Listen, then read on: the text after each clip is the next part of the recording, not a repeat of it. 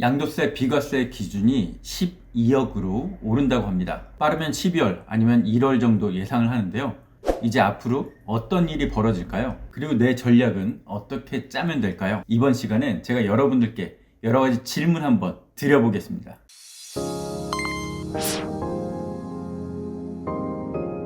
올 한 해 부동산 시장 정말 다사다난했는데요. 부동산 정책도 수없이 바뀌었고요. 집값이 엄청 올랐죠. 세금도 많이 올랐습니다. 그런데 이 모든 걸 뒤엎을 부동산 시장에 초대형 이슈가 터졌습니다. 여야 그리고 정부가 양도소득세, 비과세 기준을 올리기로 했는데요.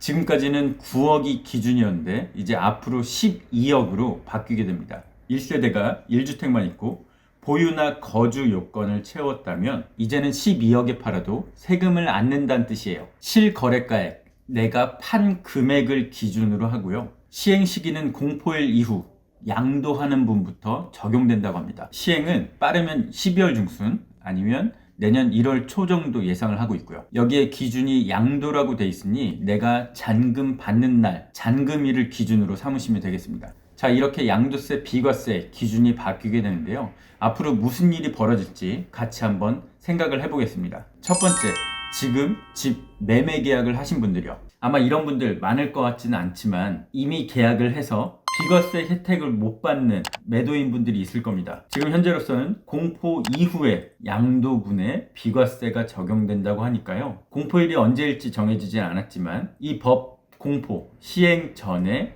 잔금을 예정하고 있어서 비과세 혜택을 못 받는 분들, 이런 분들 있을 것 같습니다. 그럼 단 며칠 차이로 세금 2천만 원, 3천만 원 정도를 내셔야 할 수도 있겠죠. 집을 얼마에 샀는지 이런 거에 따라서 달라지겠지만 뭐 빼고 일반 과세 그리고 인적 공제까지 받는다면 최소 1,500만 원, 한 2천만 원 정도는 세이브할 수 있을 겁니다. 이렇게 살짝 날짜만 뒤로 미루면 세금을 안 낼 방법이 있겠죠.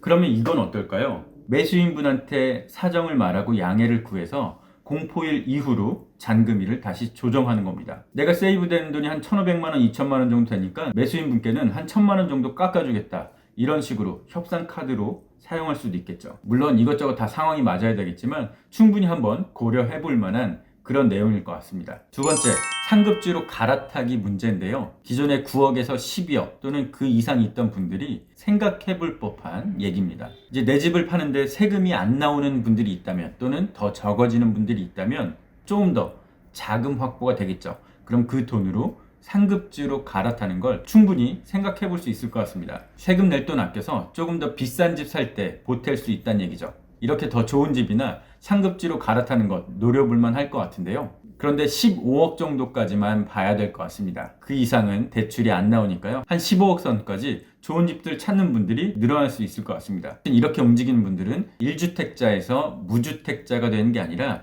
1주택자에서 갈아타기를 통해서 다른 1주택자가 된다는 소리예요. 그러면 9억에서 12억 집은 팔려고 할 거고 그 이상 가는 조금 더 좋은 집들 12억, 15억 또는 그 이상 집들은 살려고 할 수 있을 것 같습니다. 그럼 9억, 12억 집은 매도가 늘어날 수 있을 것 같고요. 12억 이상 하는 집들은 매수가 늘어날 수 있을 것 같습니다.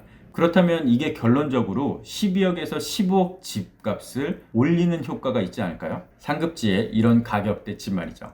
그렇다면 결국 12억에서 15억 집들이 올라간다면 다시 그 아래 구간에 있는 9억에서 12억 집들 윗 구간과 금액 차이가 나니까 다시 한번 이 아래 금액 집들이 위로 올라갈 가능성은 또 없지 않을까 이런 생각도 해봤습니다. 이제 세 번째 내용 말씀드릴 건데요. 이건 갈아타기와도 맞물리는 내용일 것 같습니다. 지금까지 애매하게 양도세 때문에 집을 못 팔겠다, 안 팔겠다 이런 분들 계셨을 겁니다. 종부세는 어차피 기준이 다르기 때문에 1주택인데 이 금액대에 있는 분들이 있다면 종부세는 신경 쓰지 않아도 될 겁니다. 저희는 양도세만 한번 신경 써볼게요. 이렇게 양도세가 없어지니까 집을 팔겠다는 분들이 조금 더 생길 수도 있겠네요. 아까 말씀드렸듯이 갈아타기 하려는 분들, 이런 분들 집을 내놓을 수 있겠죠. 원래 세금 뭐 한 3, 4천, 5, 6천 정도 생각했는데 이제는 안 내도 되니까요. 그러면 집값이 조금 내려갈 수 있을까요? 팔려는 분들이 많아지면 집값은 당연히 내려가게 될 겁니다. 그런데 내가 판다는 입장에서 한번 생각해 볼게요.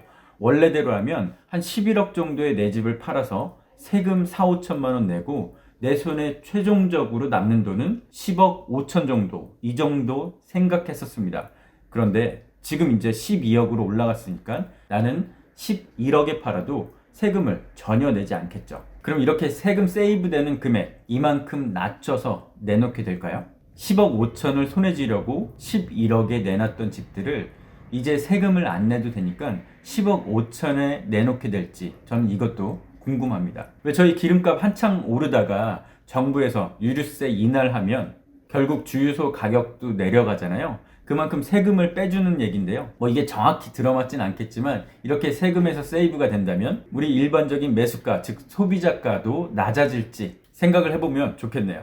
이제 한 7억, 8억 정도 되는 집들, 이 얘기 한번 해볼게요. 이렇게 9억 아래 집들, 이런 집들 눈여겨보면 어떨까요? 사실 그동안 양도세, 비과세 기준 때문에 내가 지금 현재 사더라도 나중에 팔 때 먹을 게 별로 없어서 손을 뗐던 곳이나 망설였던 곳들이 있을 것 같은데요. 기존 9억 아래 집들이 되겠죠. 7억, 8억 정도, 이 정도 되는 집들이 아닐까 합니다. 분명히 지금 사두면 앞으로 언젠가는 더 올라갈 것 같긴 한데 9억이라는 비과세 기준이 마음에 걸렸던 그런 곳들 말이죠. 지금 뭐 한 7억, 8억 정도 하는 이런 좋은 곳들이 있다면 비과세 기준이 올라갔으니까 12억까지 비과세로 끌고 갈 수 있으니까요. 충분히 매수를 고려해봐도 되지 않을까요? 기존에는 9억 문턱을 넘어서면 과세가 되기 때문에 큰 매력이 없었는데 이제는 12억으로 올랐기 때문에 그 매력도가 증가하는 그런 곳들 말이죠. 어떤 동네나 지역을 한정할 수는 없겠지만 앞으로 충분히 더 오를 가능성이 있는 곳, 개발 계획이 잡혀 있거나